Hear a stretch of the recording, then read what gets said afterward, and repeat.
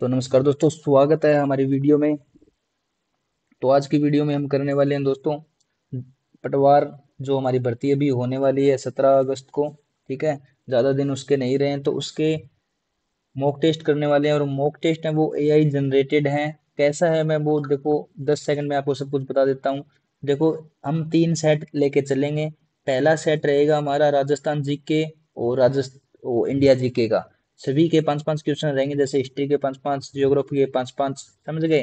पहले में mock test में क्या रहेगा, 35 क्वेश्चन राजस्थान जीके और इंडिया जीके के हो गए। उसके बाद 20 क्वेश्चन कंप्यूटर और हम दैनिक विज्ञान के लेके चलेंगे। फिर 10 क्वेश्चन और 15 क्वेश्चन करेंगे, जिसमें से 13 क्वेश्चन हम हिंदी के करेंगे और 2-3 क्वेश्चन हम इंग्लिश के, जो ग्रामर में जो करेक्शन रहती है उसके करेंगे, और अच्छे से करेंगे दोस्तों। ठीक है, देखो ये, अगर आप डेली एक मॉक टेस्ट भी लगाओगे ना, 17 दिन तक अगर आपने हमारे 17 मॉक टेस्ट लगा लिए ना, तो आपको पेपर देते वक्त आपको बच्चों का खेल लगेगा। ये मैं मतलब स्पष्टता से कह सकता हूँ आपको ये चीज।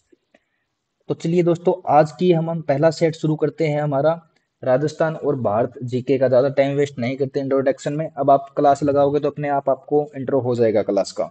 ठीक है, तो राजस्थान और भारत जीके का हमारा दोस्तों पहला क्वेश्चन है कि भारत का पठार, बोराट का पठार किन के मध्य स्थित है। तो दोस्तों ऑप्शन नंबर ए है सिरोही और पाली, ऑप्शन नंबर कुंभलगढ़ और गोगुंदा, और चित्तौड़गढ़ भीलवाड़ा और बांसवाड़ा प्रतापगढ़। तो दोस्तों बताओ, बोराट का पठार है हमारा किसके मध्य स्थित है, जल्दी जल्दी बताओ दोस्तों। तो दोस्तों मैं बताता हूँ आपको कि ये जो पहला विकल्प है हमारा, सिरोही और पाली, तो सिरोही और पाली विकल्प दोस्तों गलत है, क्योंकि इस क्षेत्र में है ना, राजस्थान का सबसे मतलब ऊंचा पठार है ना, जो उड़िया का पठार और आबू का पठार है ना, वो तो सिरोही के अंदर है। ठीक है, उड़िया का पठार बोल दो, आबू का पठार बोल दो, वो इस क्षेत्र में आता है। उड़िया का पठार क्या है, उड़िया का पठार दोस्तों राजस्थान का सबसे ऊंचा पठार है। उड़िया, उड़ा उड़ा जाए, मतलब सबसे ऊंचा। ठीक है, राजस्थान का। और दूसरा ऑप्शन है कुंभलगढ़ और गोगुंदा। यह ऑप्शन दोस्तों बिल्कुल सही है। कुंभलगढ़ और गोगुंदा के बीच में बोराट का पठार है हमारा, समझ गए। राजसमंद के कुंभलगढ़ से और उदयपुर के गोगुंदा तक। ठीक है, ऐसे भी आ सकता है राजसमंद से उदयपुर। ठीक है, और कुंभलगढ़ गोगुंदा भी आ सकता है। तो ठीक है दोस्तों, दोनों ही ऑप्शन सही होंगे। कुंभलगढ़ आपको पता है राजसमंद में है, और गोगुंदा आपको पता है उदयपुर के अंदर है, गोगुंदा की पहाड़ियां। ठीक है, तो दोस्तों कुंभलगढ़ से गोगुंदा तक कौन सा है हमारा, ये बोठार, बोराट का पठार स्थित है। ये मतलब मेवाड़ का बहुत महत्वपूर्ण भौगोलिक क्षेत्र है दोस्तों। ठीक है, और दोस्तों चित्तौड़गढ़ और भीलवाड़ा के बीच में है ना ऊपरमल का पठार है, समझ गए। चित्तौड़गढ़ और भीलवाड़ा के बीच में कौन सा है, ऊपरमल का पठार है। और बांसवाड़ा और प्रतापगढ़ के बीच में दोस्तों माही नदी द्वारा जो निर्मित है ना छप्पन का मैदान, वो छप्पन का मैदान बांसवाड़ा और प्रतापगढ़ के बीच में पड़ता है। ठीक है, तो इसका सही उत्तर हो जाएगा हमारा कुंभलगढ़ और गोगुंदा। ठीक है दोस्तों, देखो इसमें लिखा हुआ है कि यह पठार राजसमंद के कुंभलगढ़ और उदयपुर के गोगुंदा के बीच स्थित है, और जो मेवाड़ का एक प्रमुख भौगोलिक क्षेत्र है। तो दोस्तों ये देखो, हमारी जो वीडियो है ना, उसमें मतलब कुछ भी आपको ऐसा वैसा नहीं मिलेगा। ठीक है, एआई जनरेटेड वीडियो है। हर एक चीज बिल्कुल मतलब काम की मिलेगी आपको, और बहुत ही अच्छी एक मॉक टेस्ट मिलेगा आपको। तो दोस्तों दूसरा क्वेश्चन है हमारा, राजस्थान में केंद्रीय भेड़ एवं ऊन अनुसंधान संस्था कहाँ स्थित है। बताइए दोस्तों, थोड़ा मेरा ध्यान इधर उधर चल गया था। तो राजस्थान में कहाँ पे दोस्तों भेड़ों का और ऊन का जो मतलब अनुसंधान संस्था है वो कहाँ पे है। तो दोस्तों टोंक के अंदर। देखो भेड़ें सबसे ज्यादा हमारे यहाँ कहाँ पे है, टोंक के अंदर है। तो सीधी सी बात है, जो अनुसंधान संस्था होगी वो भी टोंक के अंदर ही होगी। ठीक है, तो ये चीज आपको याद रखनी है। और ये जो अभी सारे ऑप्शन देख लेते हैं, तबीज अजमेर। तजमीज अजमेर में क्या है दोस्तों, राष्ट्रीय बीजीय मसाला अनुसंधान है दोस्तों। बीज का जो मसाला ना, तबीजी, तबीजी लिख रखा है ना, तबीजी से क्या हो गया, बीज। अजमेर में क्या है, राष्ट्रीय बीजीय मसाला अनुसंधान केंद्र अजमेर के तबीजी में। ठीक है, तबीजी, तबीजी अर्थ क्या होगा, बीज से। ठीक है, उसके बाद हमारा आ गया जोहड़ बीड़ बीकानेर। तो जोड़ बीड़ क्या होता है दोस्तों, जोड़ बीड़ हमारा मतलब ऊंट। ठीक है, ऊंट का जो अनुसंधान केंद्र है वो जोड़ बीड़ बीकानेर के अंदर है दोस्तों। अब ऑप्शन नंबर रह गया हमारा सेवर और भरतपुर। सेवर भरतपुर के अंदर दोस्तों देखो, राजस्थान में सबसे ज्यादा सरसों कहाँ पे होती है, भरतपुर में होती है। तो जो राष्ट्रीय सरसों का अनुसंधान केंद्र है वो भी हमारा भरतपुर के अंदर है। ठीक है दोस्तों, और ये हमारा प्रश्न क्या था, भेड़। भेड़ सबसे ज्यादा कहाँ पे होती है, टोंक में। तो कहाँ पे है ये, टोंक के अंदर। ठीक है दोस्तों, तीसरा क्वेश्चन है दोस्तों, डावला सिंघाना क्षेत्र किस खनिज उत्पादन के लिए प्रसिद्ध है? तो बताओ दोस्तों, डागना और ये है किसके लिए प्रसिद्ध है? लोहा अयस्क के लिए। झुंझुनू जिले में है दोस्तों, ठीक है, डावला सिंघाना। और यहाँ पे ना लोहा अयस्क का ना बहुत ज्यादा खनन है, ठीक है दोस्तों। और इसके ऑप्शन नहीं करेंगे हम। तो दोस्तों, राजस्थान में कुब्बड़ पट्टी नामक फ्लोराइड युक्त जल पट्टी किन दो जिलों के बीच फैली हुई है? दोस्तों, कुब्बड़ पट्टी किन दो जिलों में है? कुब्बड़ पट्टी क्या है? फ्लोराइड युक्त है। फ्लोराइड नामक मतलब खारा सिस्टम है, तो कहाँ पे हो सकता है? नागौर और अजमेर के बीच में, ठीक है। तो नागौर के अजमेर के बीच में ये भूगर्भीय जल पट्टी है। फ्लोराइड की मात्रा बहुत अधिक है इसमें, जिसके कारण यहाँ के निवासियों को हड्डियों के रोग, विशेषकर कुब्बड़ निकलने की समस्या मतलब बहुत ज्यादा है। तो इसको कुब्बड़ पट्टी भी कहते हैं, बांका पट्टी भी कहते हैं, ठीक है दोस्तों। क्वेश्चन नंबर 5वां है, सेम की समस्या से वर्धिक प्रभावित जिले कौन से हैं? सेम दोस्तों सबसे ज्यादा कहाँ आती है? मतलब धरती से पानी निकला, आप कहीं जाते हो देखते हो ना, जैसे जमीन से पानी निकला हुआ होता है ऐसे। तो सेम की समस्या सबसे ज्यादा आपको राजस्थान में कहाँ पे दिखेगी? सबसे ज्यादा दोस्तों राजस्थान में आपको हनुमानगढ़ और गंगानगर में दिखने वाली है दोस्तों, सबसे ज्यादा। यहाँ के मतलब क्या सिस्टम है कि हमारा इंदिरा गांधी नहर है, जो हमारी राजस्थान की मतलब गंगा है, जो भी है राजस्थान की जीवन, मतलब उसकी सिंचाई का पानी मतलब बहुत ज्यादा लगाया है यहाँ पे लोगों ने, बहुत सिंचाई की है इंदिरा गांधी नहर से।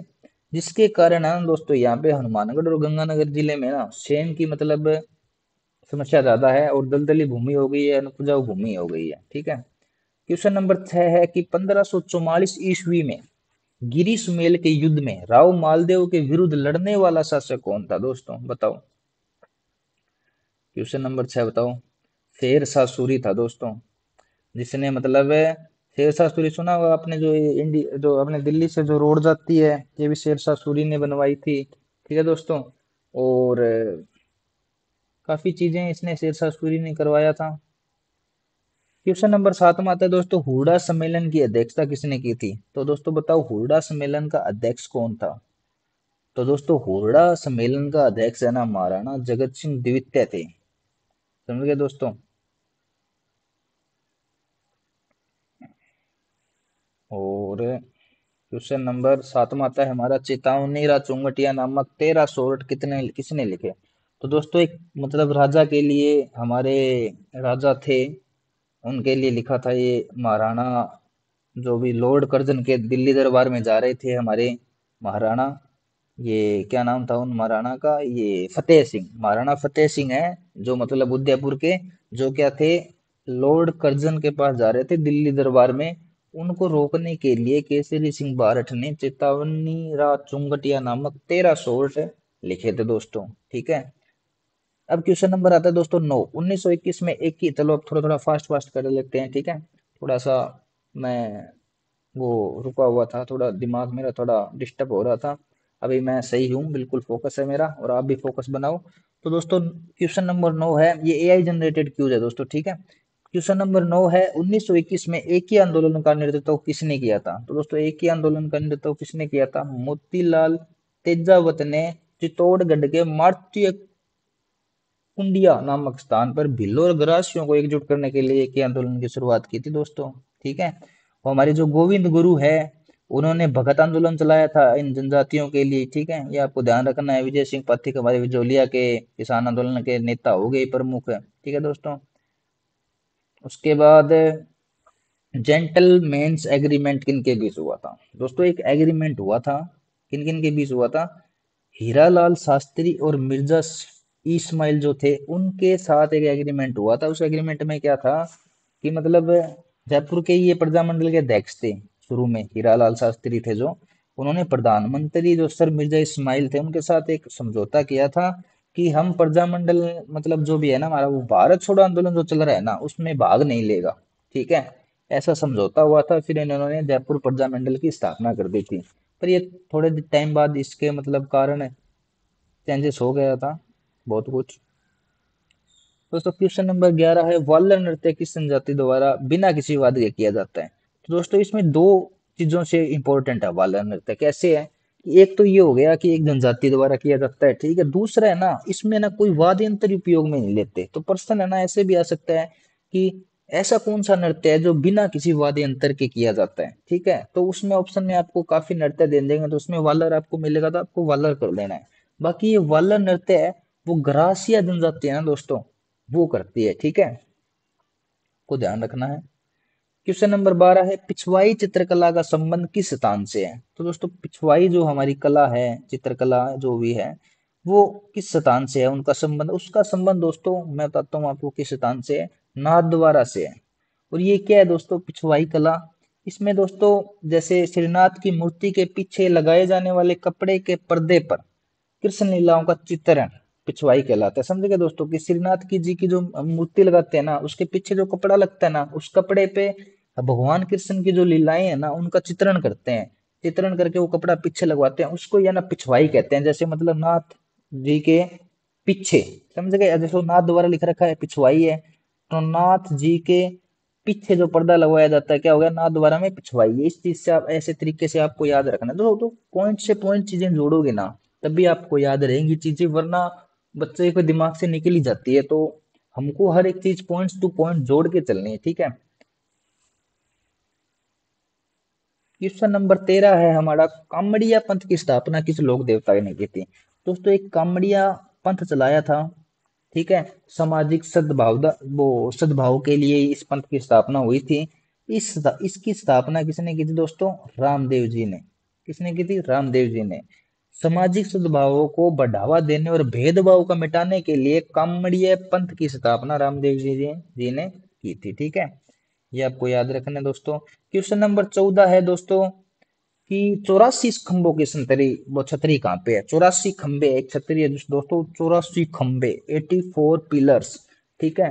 तो ये कहाँ पे है दोस्तों? ये बूंदी के अंदर है। और राजा अनुरुद्ध सिंह ने इसको मतलब अपने दाया भाई देवा की स्मृति में बनाया था, ठीक है। इसका भाई था दाया मतलब, और काका था वो कजन होगा इसका। और कौन था? देवा, जिसके लिए क्या किया था अनुरुद्ध सिंह ने? बूंदी में 84 खंभों की छतरी बनवाई थी दोस्तों, ठीक है। अलवर में दोस्तों आपको याद रखना है 80 खंभों की छतरी है ना, मुस्सी महाराणा की छतरी आपको कोई पूछे तो वो अलवर में है, ठीक है। क्वेश्चन नंबर 15, जंतर मंतर जयपुर को यूनेस्को की विश्व धरोहर सूची में कब शामिल किया गया? तो दोस्तों बताओ कब शामिल किया गया? 2010 के अंदर दोस्तों जयपुर की जंतर मंतर को किया गया था, ठीक है। 1985 में सबसे पहले राजस्थान के केवला देवी राष्ट्रीय उद्यान है जो हमारा, उसको 1985 में शामिल किया था। 2013 में दोस्तों 6 पहाड़ी किले हमारे मतलब शामिल किए गए थे, ठीक है। और 2019 में है ना दोस्तों, मतलब पीछे की पीछे ये बात करें तो जयपुर का जो प्रकोटा है ना, जो जयपुर शहर के चारों तरफ जो मतलब दिवा जो प्रकोटा सा है उसको शामिल किया गया था दोस्तों, ठीक है। क्वेश्चन नंबर 16, राजस्थान उच्च न्यायालय की मुख्य पीठ कहाँ स्थित है? दोस्तों राजस्थान हमारा जो उच्च न्यायालय है, हाई कोर्ट है, उसकी जो मुख्य पीठ है ना वो जोधपुर के अंदर स्थित है। और जोधपुर के अंदर स्थित मतलब करने की सिफारिश किस समिति ने की थी? जो ये सत्यनारायण राव समिति है ना 1956 वाली, इसने सिफारिश की थी। और दोस्तों इसने जयपुर को ऐसे बोला था, इसने जयपुर को की राजधानी बनाओ। इसे ना सत्यनारायण राव समिति ने 3 चीजों के लिए सिफारिश की थी। कौन सी चीजों के लिए की थी सत्यनारायण राव से? आपको याद रखना है। एक तो इसने बोला कि जोधपुर को तो भाई हाई कोर्ट दे दो, ठीक है, उच्च न्यायालय वो जोधपुर में स्थापित कर दो। और जो राजधानी है ना बनानी है हमको राजस्थान की, वो जयपुर को बनाओ, ठीक है। और जो खनिज उद्योग का सिस्टम है ना वो उदयपुर में करो। ये 3 चीजों की इसने सिफारिश की थी, ठीक है। उसके बाद राजस्थान में लोक नीति के निर्माण का मुख्य उत्तरदायित्व किसका है? दोस्तों लोक नीति बताओ, जो मतलब लोक नीति क्या होती है दोस्तों? जो हमारे मतलब लोगों के कल्याण के लिए जो नीतियां बनाई जाती है वो होती है। तो आपको पता है मुख्य सचिव लोगों के कल्याण के लिए नहीं बनाएगा, राज्यपाल भी नहीं बनाएगा, विधानसभा भी नहीं बनाएगी, मंत्री परिषद बनाएंगे दोस्तों। क्यों मंत्री परिषद ही विधानसभा में बैठते हैं? मंत्री परिषद क्या करते हैं? लोक नीति का निर्माण करते हैं, क्योंकि तभी इनको वोट देते हैं, मंत्री बनाते हैं कि हमारा वो कर सकें, ठीक है। तो लोक नीति कौन हो गया, ठीक है। उसके बाद क्वेश्चन नंबर हमारा 18 है, राजस्थान के प्रथम लोकायुक्त कौन थे दोस्तों? बताओ। प्रथम लोकायुक्त थे हमारे आईडी दुआ, ठीक है दोस्तों। 1973 में ये इस संस्था को बनाया था, लोकायुक्त संस्था की स्थापना हुई थी 1973 में, आपको याद रखना है, ठीक है। और ये जो केपी यू मेनन है ना, ये दूसरे लोकायुक्त थे, ठीक है, ये भी आपको ध्यान रखना। अब क्वेश्चन नंबर 19 है हमारा, राज्य मानवाधिकार आयोग अपनी वार्षिक रिपोर्ट किसे प्रस्तुत करता है? तो दोस्तों बताओ, जो हमारा ह्यूमन राइट्स जो है ये अपनी जो रिपोर्ट देता है साल की साल, वो किसको देता है दोस्तों? ये साल की साल रिपोर्ट है ना, राज्य सरकार को देता है। और राज्य सरकार इसको विधान मंडल के समक्ष रखती है, ठीक है। ये आपको ध्यान रखना है, ये राज्यपाल को नहीं देता। लगभग रिपोर्टें राज्यपाल के पास जाती है, पर ये जो मानव अधिकार वाली है ना, ये राज्य सरकार को ही जाती है, ठीक है। अब क्वेश्चन नंबर हमारा 20 है कि राजस्थान में ग्राम सभा की वर्ष में न्यूनतम कितनी बैठकें होना अनिवार्य है? तो दोस्तों हमारी जो ग्राम सभा होती है, ठीक है, पंचायती राज नियमों में मतलब उनकी बैठकों का वो एक सीमित की हुई है भी, 4 बैठकें होनी ही होनी चाहिए एक साल के अंदर, ठीक है। और इसमें 4 बैठकें बताई भी गई है कि 26 जनवरी को, 1 मई को, 15 अगस्त को और 2 अक्टूबर को। एक तो 26 जनवरी गणतंत्रता दिवस और स्वतंत्रता दिवस हो गया, आपको ध्यान रखना है। 2 बैठकें तो एक तो गणतंत्रता दिवस पे करनी है, एक स्वतंत्रता दिवस पे करनी है। एक 2 अक्टूबर को क्या हुआ था, नरेगा वाला सीन शुरू हुआ था, तो 2 अक्टूबर महात्मा गांधी की जयंती रहती है, तो 2 अक्टूबर को करनी जरूरी है, क्योंकि महात्मा गांधी का ये चाहते थे ग्राम सभा पंचायती, तो इस हिसाब से 2 अक्टूबर की तारीख रखी गई है। और एक 1 मई को, ठीक है दोस्तों। ये अब आप नहीं भूलोगे, इस चीज को याद रखोगे, मुझे पता है। तो दोस्तों क्वेश्चन नंबर 21 है हमारा, 1907 में कांग्रेस के सूरत अधिवेशन में हुए विभाजन का मुख्य कारण क्या था? तो दोस्तों सूरत अधिवेशन हुआ था 1907 में कांग्रेस का, उसका मतलब उसमें विभाजन का, उसमें क्या हुआ, कांग्रेस 2 दलों में बंट गई थी, ठीक है। एक नरम दल था, एक गरम दल था, दोनों विभाजन हो गया था कांग्रेस का सूरत के अधिवेशन में। तो उसका मुख्य कारण क्या था पता है दोस्तों आपको? मुख्य कारण था कि ये जो, 1 मिनट, मुख्य कारण इसका था अध्यक्ष पद का चुनाव और स्वदेशी आंदोलन चलाने के तरीकों पर मतभेद।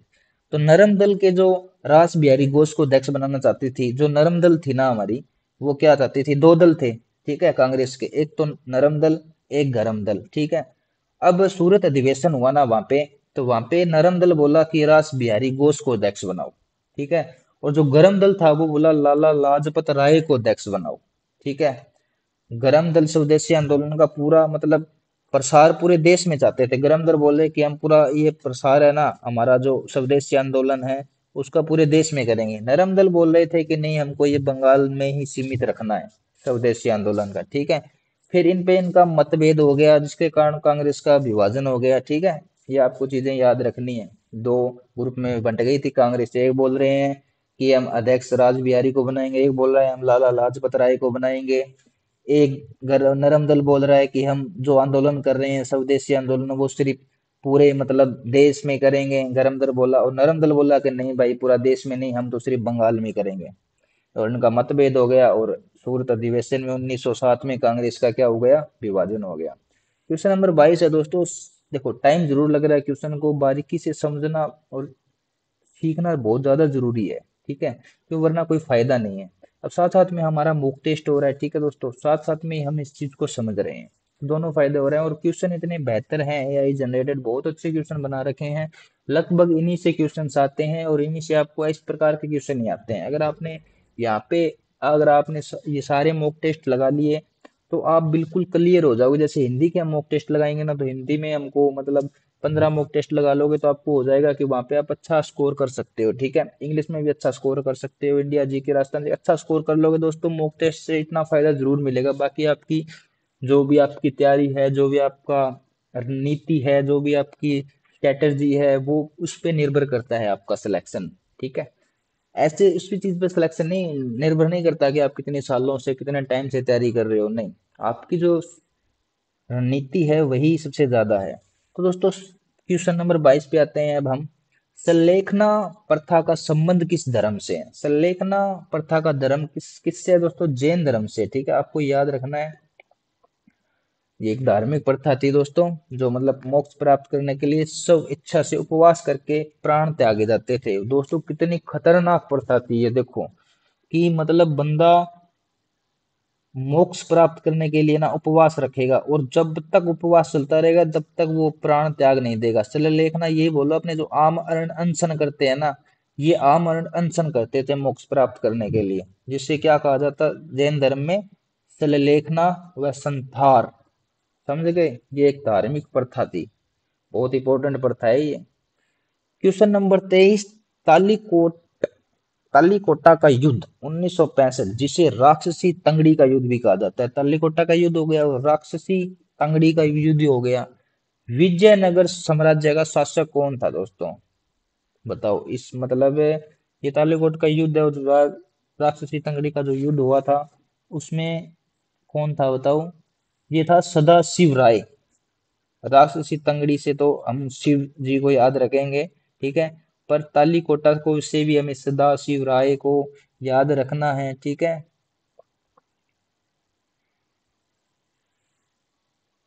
ये विजयनगर के नाम मात्र का शासक था सदा शिव राय, लेकिन वास्तविक जो शक्ति थी वो मंत्री राम राय के हाथ में थी, ठीक है। ये भी ध्यान रखना आपको। क्वेश्चन नंबर हमारा इंडिया हिस्ट्री से ही है ये भी। स्थायी बंदोबस्त परमानेंट सेटलमेंट भू राजस्व प्रणाली किसने शुरू की थी? बताओ दोस्तों। जो स्थायी बंदोबस्त किया था, परमानेंट सेटलमेंट किया था भू राजस्व प्रणाली का, वो किसने किया था बताओ दोस्तों? तो वो किया था दोस्तों लॉर्ड कॉर्नवालिस ने, ठीक है। इसने बंगाल, बिहार और उड़ीसा में संधाई बंदोबस्त लागू किया था, जिसमें जमींदारों को भूमि का स्वामी मानकर उनसे एक निश्चित भू राजस्व हमेशा के लिए तय कर दिया गया था, ठीक है। इनके नाम करके जमीन चढ़ा के इतनी जमीन है इसको इतना कर देना, सब कुछ स्थायी बंदोबस्त बढ़िया परमानेंट सेटलमेंट कर दिया था। ये किया था इन्होंने बंगाल, बिहार, उड़ीसा, क्योंकि दोस्तों बिहार के अंदर गंगा का मैदान, वहां पे ही मतलब फसल वगैरह ज्यादा होती थी, तो वहां पे ज्यादा फोकस रहता था, ठीक है, क्योंकि वहां से ही ज्यादा जो मतलब कर था वो आता था, ठीक है। तो आपको याद रखना है स्टार्टिंग में जो हमारा स्थायी बंदोबस्त किया था कॉर्नवालिस ने, वो बंगाल, बिहार, उड़ीसा की उस साइड से किया था। तो ये सारी चीजें आपको याद रखनी है, तो आपकी पटवारी पटवारी में नहीं, हर एग्जाम में ये दिखेगी, तो हर एग्जाम में काम आने वाला है। पर हम मॉक टेस्ट है ना पटवारी के हिसाब से लेके चल रहे हैं, क्वेश्चन तो सभी एग्जामों के लिए महत्वपूर्ण है, ठीक है। दोस्तों 25वां क्वेश्चन है हमारा, दीवान ए आमिर कोही नामक कृषि विभाग की स्थापना किसने की थी? तो बताओ दोस्तों। ये जो दीवान ए आमिर कोई कृषि विभाग था, इसकी स्थापना किसने की थी? मोहम्मद बिन तुगलक ने दोस्तों। समझ गए? किस योग्य भूमि का विस्तार करना और किसानों को ऋण प्रदान करने के लिए मोहम्मद बिन तुगलक ने इस विभाग की स्थापना की थी। ये देखो दोस्तों कि मतलब मोहम्मद बिन तुगलक को पता था कि जितनी ज्यादा जमीन होगी ना उतना ही ज्यादा कर आएगा। तो इसने क्या किया, दीवाने अमीर का ही नामक एक कृषि विभाग बना दिया कि जो किसानों को कर वो ये लोन देता था, ठीक है, भी लोन ले लो और अपनी जो कृषि जो भूमि है ना उसको बढ़ाओ और ज्यादा बढ़ाओ, ताकि हम और ज्यादा कर ले सकें और ऋण भी हमें वापस दो। तो इसने बहुत ही ज्यादा बढ़िया एक दिमाग लगाया था मोहम्मद बिन तुगलक ने, और ये दीवाने अमीर कोई नामक कृषि विभाग था, इसने इसकी स्थापना की थी। ये प्रश्न पूछे जाते हैं दोस्तों, ऐसे ही प्रश्न आते हैं इंडियन हिस्ट्री से। क्वेश्चन नंबर 26, प्रायद्वीप या भारत की सबसे ऊंची चोटी कौन सी है दोस्तों? बताओ। प्रायद्वीप या भारत की सबसे ऊंची चोटी दोस्तों अनाई मुंडी है, आपको याद रखनी है। कहाँ पे है? केरल में है दोस्तों, ठीक है। और ये पश्चिमी घाट की भी सबसे ऊंची चोटी है और प्रायद्वीपीय भारत की भी सबसे ऊंची चोटी है, ये भी आपको याद रखना है। डोडा बेटा है जो, डोडा बेटा नीलगिरी की सबसे ऊंची चोटी है, ठीक है दोस्तों। और महेंद्र गिरी है वो पूर्वी घाट की एक प्रमुख चोटी है, ये आपको ध्यान रखना। गुरु शुक्र तो हमारी अरावली की हो गई, आपको पता ही होगा, ठीक है। डोडा बेटा तो दोस्तों उसकी हो गई,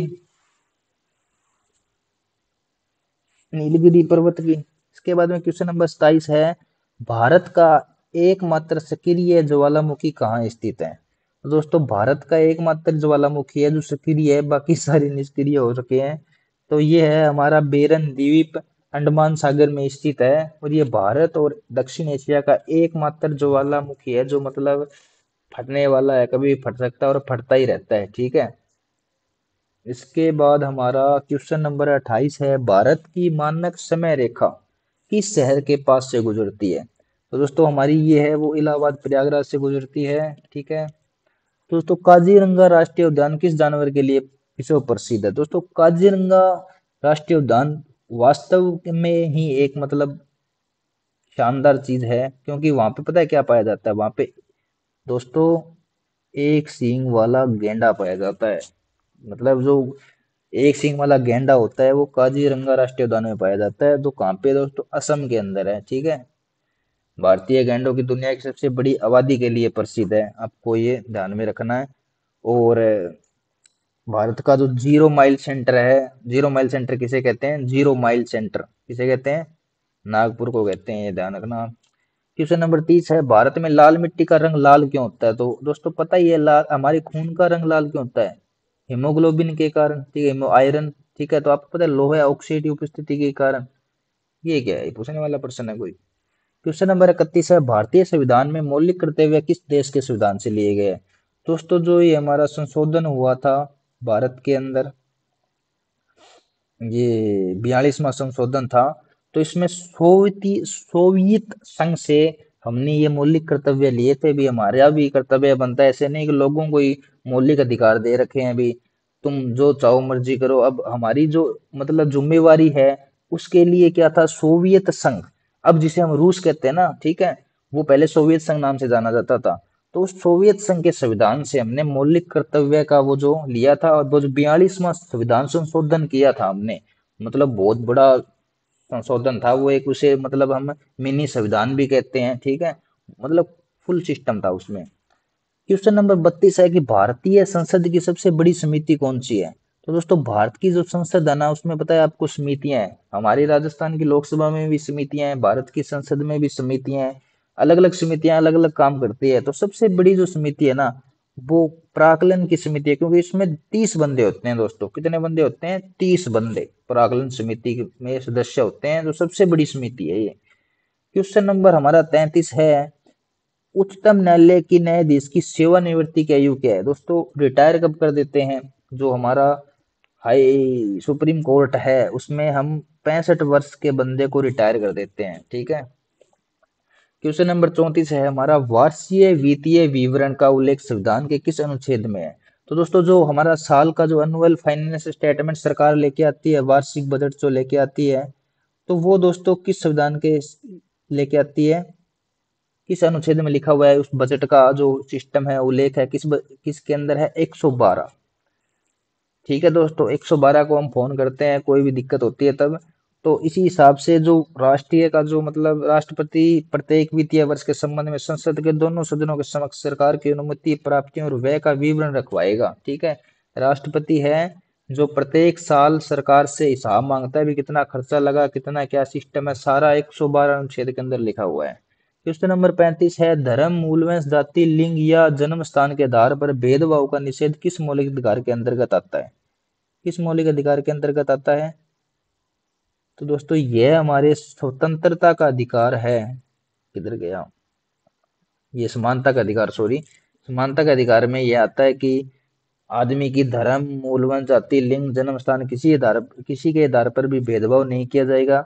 समानता का अधिकार अनुच्छेद 15 के अंदर है। ये समानता के अधिकार है जो हमारे 14 से 18 तक है, स्टार्टिंग शुरू होती है हमारे अनुच्छेद मौलिक अधिकार 12 से 32 तक, ठीक है। तो इसमें 14 से 18 तक क्या है? समानता का अधिकार दिया गया है। तो ये हमारे हो गया है। इसके अंदर हमने 4 क्वेश्चन स्किप्ट कर दिए, शायद उनके ऑप्शनों पे क्लिक नहीं किया।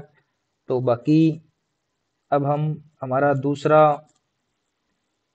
लेते हैं।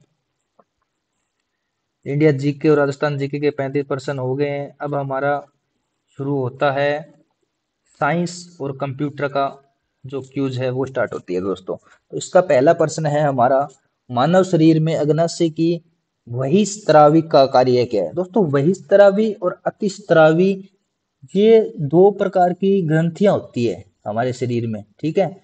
तो ये अंतःस्त्रावी क्या करती है? अंतःस्त्रावी होती है वो तो मतलब जैसे किसी, वैसे रगों के हिसाब से सिस्टम है ना, छोड़ती छोड़ती है, ठीक है, अंदर छोड़ती है शरीर के, ठीक है। ये तंत्रिका की सहायता से अंदर छोड़ती है। और जो ये बहिस्त्रावी होती है ना, ये शरीर से बाहर भी छोड़ती है। जैसे हमारे शरीर में पसीना जो शरीर से बाहर आता है, मल जो शरीर से बाहर आता है, मूत्र जो शरीर से बाहर आता है, ये ऐसी मतलब इस प्रकार से पूछा है कि मानव शरीर में अग्नाशय का बहिस्त्रवी कार्य क्या है दोस्तों, जो मतलब। तो इसका ऑप्शन नंबर हमारा सही हो जाएगा ये, पाचन एंजाइमों का उत्पादन करना। ये जो अग्नाशय की जो जो छोड़ती है, क्योंकि एक नास्य से ये छोटी आंत में छोड़ती है, तो मतलब क्या हो गया, अपने से अलग छोड़ रही है, तो ये अग्नाशय पाचन एंजाइमा छोड़ती है, जो मतलब छोटी आंत में जाते हैं, जो हमारे ये दोस्तों हम एक वीडियो लेके आएंगे इसका, मानव शरीर का पूरा, उसमें हम एक एक चीज से समझाएंगे आपको। भी की रोटी और लस्सी और सब्जी, ये तीन चीजें ले ली, ये हम आदमी को खिलाएंगे, और हम आपको एक एक चीज बताएंगे कहाँ से क्या मिला, कौन सा एंजाइमा मिला, इसका क्या काम है, एक एक चीज को पॉइंट टू पॉइंट समझाएंगे आपको, ठीक है। क्वेश्चन नंबर 2 करते हैं। कंप्यूटर में control plus x keyboard shortcut का उपयोग, मतलब देखो शॉर्टकट पूछे जाते हैं कंप्यूटर के, ठीक है, एग्जाम के अंदर। तो हम जब शॉर्टकट लगभग कंट्रोल प्लस से ही लगते हैं आपको कंप्यूटर का, ठीक है, नॉलेज होगा। तो कंप्यूटर में दोस्तों कंट्रोल प्लस एक्स दबाते हैं, किसके लिए दबाते हैं कंट्रोल प्लस एक्स? एक्स से क्या है, देखो एक्स काटा है एक प्रकार का, तो कोई भी चीज को कट करने के लिए, ठीक है, एक्स क्या है, काटा है, तो कंट्रोल प्लस एक्स क्या हो गया, चयनित आइटम को कट करने के लिए इसका उपयोग करते हैं, ठीक है। इसके बाद में हमारा क्वेश्चन नंबर 3 है, मानव शरीर में विटामिन सी की कमी से कौन सा रोग होता है? तो दोस्तों विटामिन सी, सी से सह से कुछ याद आ रहा है आपको? सी स्कर्वी रोग हो जाता है दोस्तों, ठीक है। स्कर्वी रोग क्या होता है कि मसूड़ों में अपने खून आने लग जाता है, ठीक है, थकान आने लग जाती है, त्वचा पर मतलब तकते, समझ गए, त्वचा निशान होने लग जाते हैं ऐसे। तो ये स्कर्वी रोग की निशानी होती है जो विटामिन सी की कमी से आती है, ठीक है। तो विटामिन सी लिया करो अपने, ठीक है, खट्टी चीजों में लगभग ज्यादा विटामिन सी होता है, तो जिससे स्कर्वी मतलब रोग आपको नहीं होगा। Question number M X Excel में एवरेज फंक्शन क्या तय करता है? अब हमारा जो एम एक्स एक्सएल है, ठीक है, जिसमें हम मतलब शीट का बनाने का काम करते हैं, तो उसके अंदर एवरेज जो फंक्शन है वो उसका क्या काम होता है? क्या काम होता है दोस्तों? दोस्तों जो एवरेज होता है वो फंक्शन में दी गई रेंज की सभी संख्याओं को जोड़कर उनकी गिनती से विभाजित करता है और उसमें उनका औसत मान निकालता है। तो दोस्तों किसी चीज का एवरेज क्या होता है? औसत। औसत निकालने के लिए हम एम एस एक्सेल में कौन सा फॉर्मूला यूज करेंगे? एवरेज का, ठीक है। दोस्तों क्वेश्चन नंबर 5 है हमारा, ओजोन परत वायुमंडल की किस परत में पाई जाती है? तो दोस्तों वायुमंडल की जो हमारे मंडल होते हैं, क्षोभ मंडल, सप्ताह मंडल, मध्य मंडल, ओजोन परत किसमें पाई जाती है? तो हमसे दोस्तों बचपन से पढ़ते आए हैं, समताप मंडल में ओजोन परत है वो हमारी पाई जाती है, जो सूर्य से जो भी पराबैंगनी बैंगनी किरणें आती हैं, हानिकारक किरणें, उनसे हमारी सुरक्षा करती है। तो जो क्वेश्चन नंबर 6 है, कंप्यूटर की तीसरी पीढ़ी में किस महत्वपूर्ण तकनीक का आविष्कार हुआ था?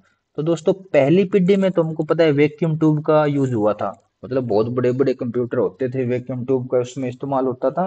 और जो दूसरी पीढ़ी में क्या हुआ था, ट्रांस ये इंटीग्रेटेड सर्किट लग गए थे, कि कौन सा पूछा है, तीसरी पीढ़ी का पूछा है, सॉरी। दूसरी में क्या है, ट्रांजिस्टर लग गए थे, और तीसरी में इंटीग्रेटेड सर्किट लगे थे दोस्तों, ठीक है। आपको याद रखना, दूसरी पीढ़ी का पूछे तो भी ये ट्रांजिस्टर करना है आपको, तीसरी पीढ़ी का पूछे तो इंटीग्रेटेड करना है, ठीक है।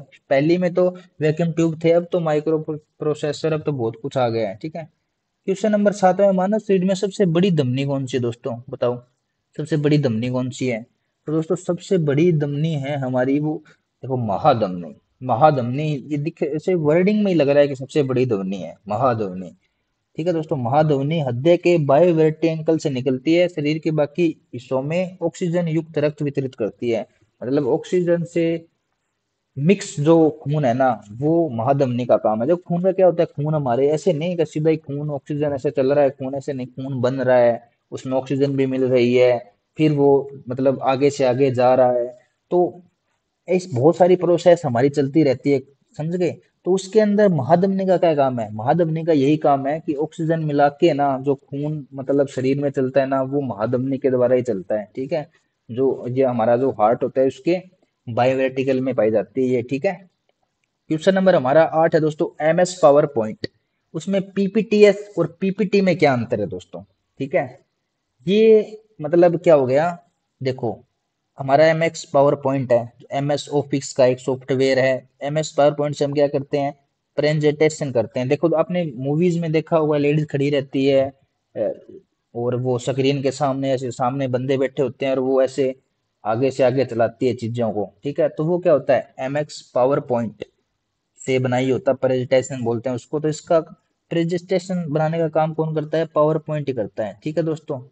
तो इसका सही विकल्प है, सही उत्तर है कि जो ये पीपीटीएक्स है, एक देखो पीपीटीएक्स है, ये एक आधुनिक, अधिक मजबूत, आमतौर पर छोटा फाइल प्रो, मतलब पीपीटीएक्स पहले का है, ठीक है। पहले पीपीटी होता था ओनली, इसमें जो फाइल सेव होती थी ना पीपीटी नाम से होती थी एमएक्स पावर पॉइंट में, अब है ना वो पीपीटीएक्स से होती है, ठीक है।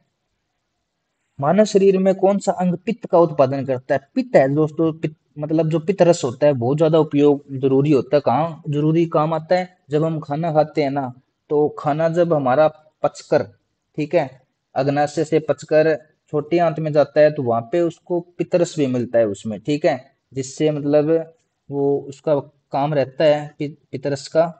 तो ये पित्त रस है वो मतलब कहाँ से उत्पादन होता है इसका, अंग का।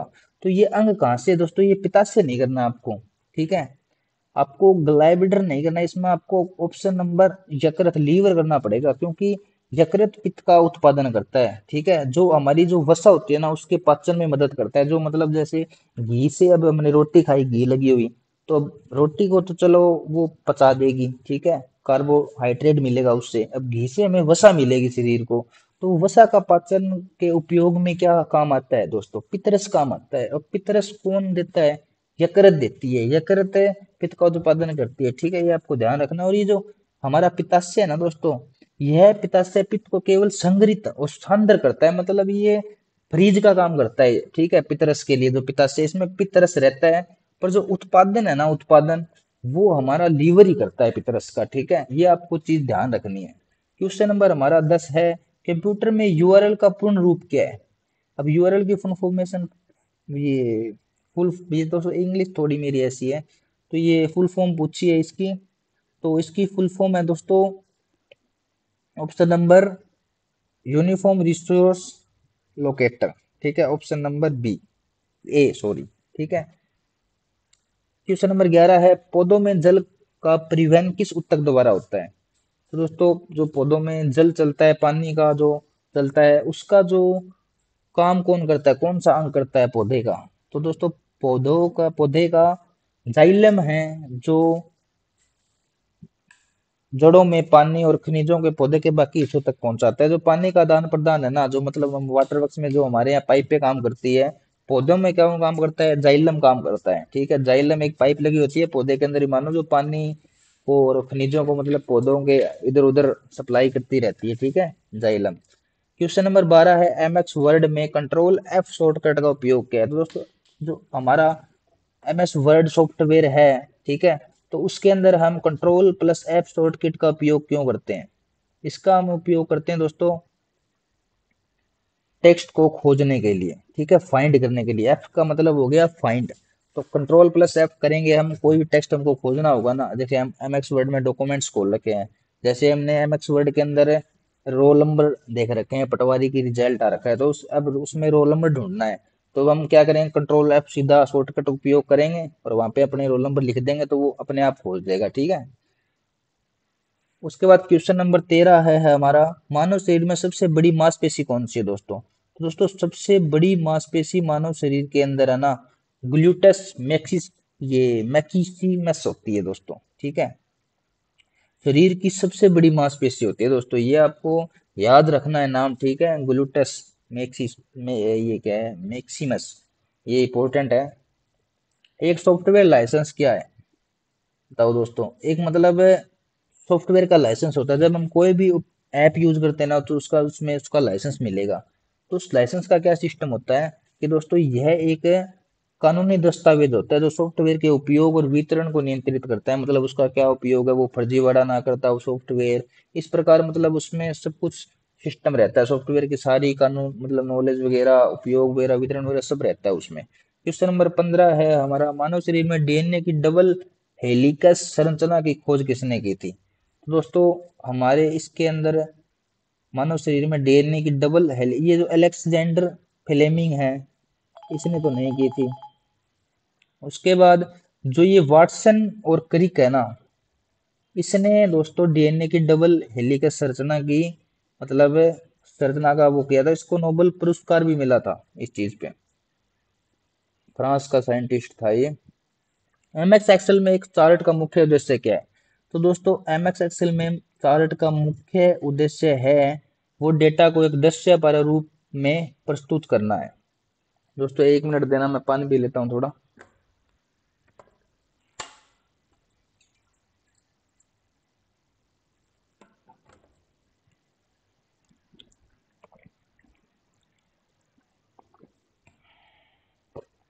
तो क्वेश्चन नंबर 17 आता है हमारा, निम्नलिखित में से कौन सा एक मैक्रो न्यूट्रिएंट है जो ऊर्जा का मुख्य स्तर रहता है? तो दोस्तों देखो, दो प्रकार के न्यूट्रिएंट होते हैं जो हमारे शरीर को यूज में आते हैं। मैक्रो होता है और एक माइक्रो होता है। ठीक है, माइक्रो कौन से होते हैं? जो मान लो आप बड़े बड़े होते हैं, और जो मैक्रो होते हैं ये छोटे छोटे होते हैं, जो मतलब इनकी ज्यादा जरूरत हमको नहीं पड़ती। ठीक है, पर जो माइक्रो न्यूट्रिएंट होते हैं उनकी ज्यादा बहुत ज्यादा जरूरत पड़ती है हमको। तो दोस्तों इसका क्वेश्चन नंबर सही है, कार्बोहाइड्रेट हमको चाहिए ही चाहिए शरीर के लिए। ठीक है, ये जो बड़े हैं इसके लिए है। विटामिन इतना जरूरी नहीं, खनिज इतना जरूरी नहीं, पानी इतना जरूरी नहीं, प्रोटीन बहुत ज्यादा जरूरी है, कार्बोहाइड्रेट बहुत ज्यादा जरूरी है। ठीक है, वसा भी जरूरी है, तो ये चीजें इसमें आती हैं। तो कंप्यूटर हार्डवेयर में पेरीफेरल डिवाइस का कौन सा उदाहरण नहीं है? पेरीफेरल डिवाइस कौन सा होता है दोस्तों? जो मतलब इसके अंदर हम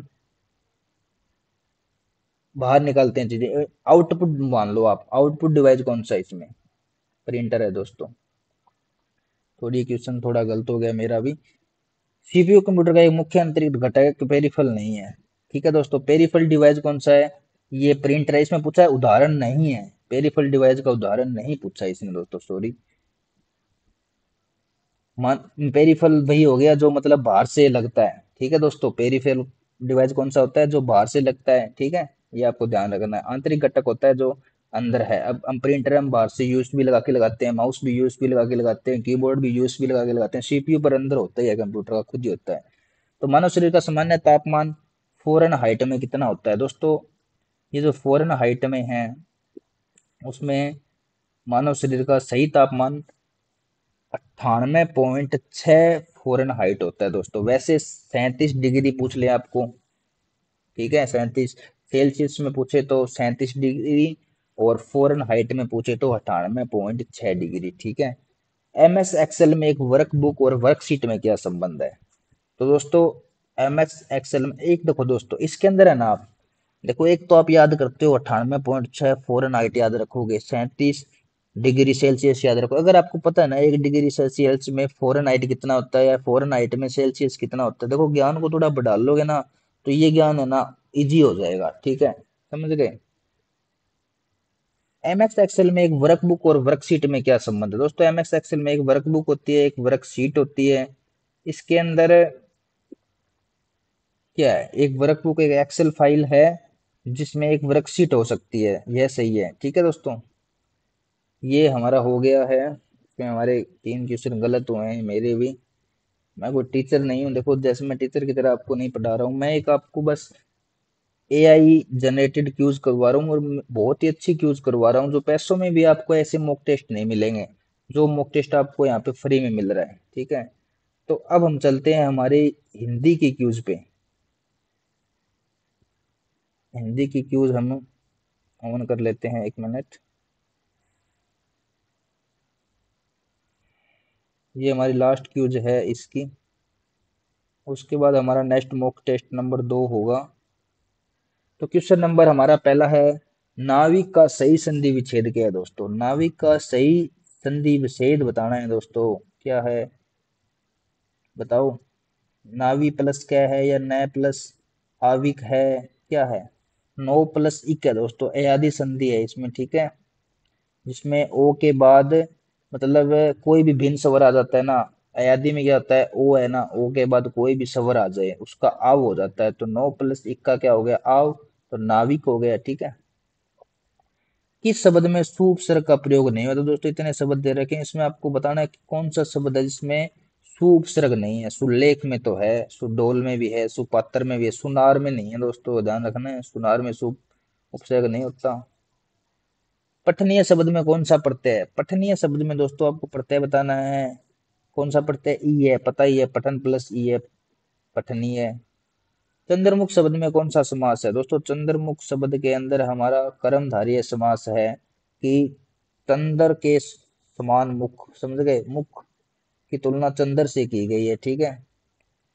शब्द युगम अनल अनिल का अर्थ क्या है? दोस्तों अब ये देखो, पटवारी भर्ती के अनुसार चल रहे हैं में हिंदी, तो ऐसे ही क्वेश्चन आएंगे आपको, और इस टाइप का प्रश्न आपको पटवारी हिंदी का मिलने वाला है। तो इसमें आपको अनल अनिल का सही अर्थ बताना है।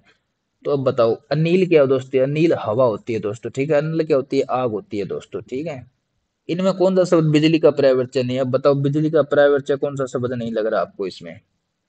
दामिनी तो है, चंचला भी है, तड़ित है, देखो तड़कती है, बिजली तड़कती है तो तड़ित हो गया।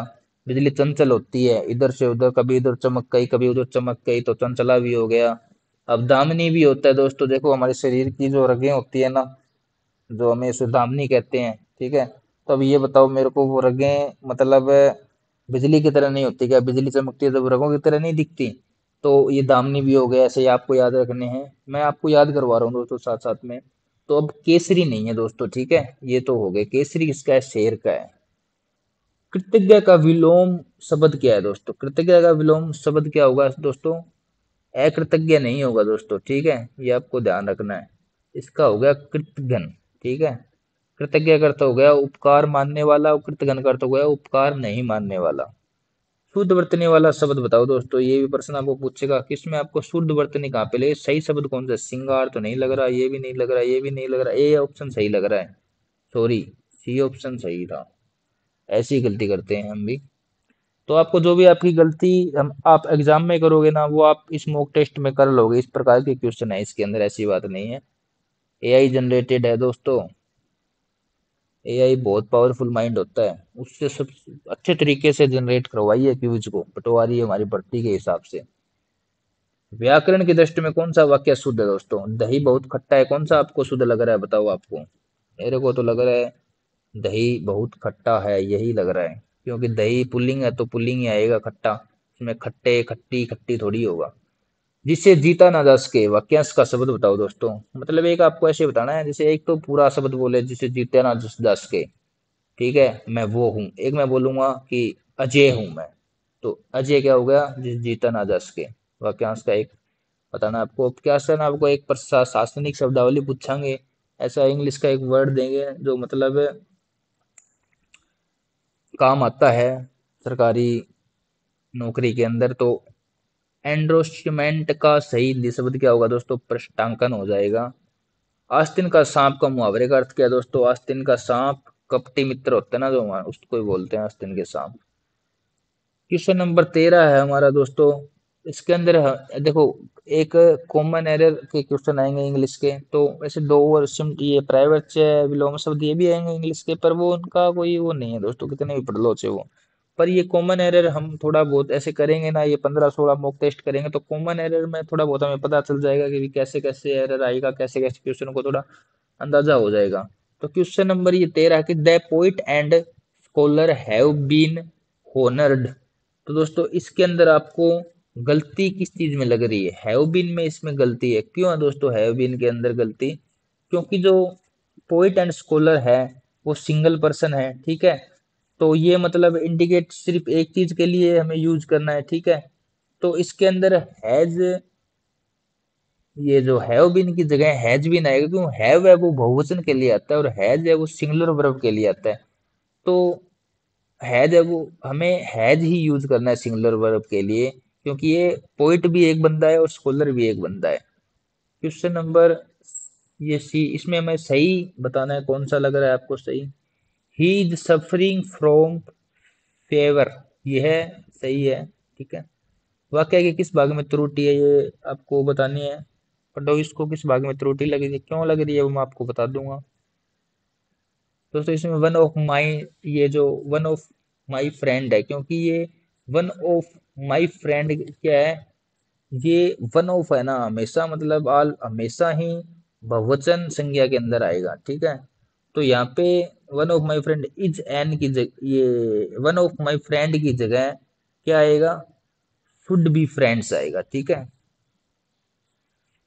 तो ये हमारे तीनों क्यूज कंप्लीट हो चुके हैं। हमने इंडिया जीके की कर ली और राजस्थान जीके की भी कर ली, साइंस भी कर ली, कंप्यूटर भी कर ली और हिंदी भी कर ली और इंग्लिश भी कर ली। करंट अफेयर रहते हैं वो आपको पढ़ने पड़ेंगे, बाकी हमने कर लिया है। और ये एक मॉक टेस्ट नंबर कंप्लीट हो गया, दूसरा मॉक टेस्ट हम नेक्स्ट वीडियो में लेके आएंगे और एआई जनरेटेड ऐसे इस प्रकार ही करेंगे और बहुत ही फायदेमंद रहने वाला है आपके। तो दोस्तों ठीक है दोस्तों, तभी हम वीडियो को समाप्त करते हैं।